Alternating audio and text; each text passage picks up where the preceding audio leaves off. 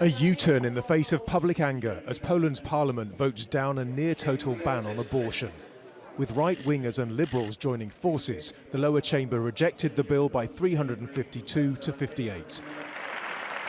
The proposal came from a campaign group that gathered 450,000 signatures. It was backed by the Catholic Church and the ruling Law and Justice Party. I assure the Chamber that Law and Justice does support and will continue to support the protection of life, and we will take appropriate steps in this direction.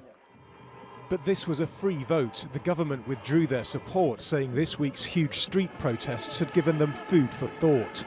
Anti-abortion activists have condemned them as hypocrites. Naturally, we will not stop our actions, despite all this turmoil and hatred in the media. On Monday, many tens of thousands of women across Poland demonstrated against the bill, and there were solidarity protests by Poles living abroad. This was the scene in the Polish capital Warsaw, where many women wore black and stayed away from work to register their outrage. It's hard to reconcile this treatment of women. We have entered the 21st century, but mentally we are in the Middle Ages. This is absolutely unacceptable.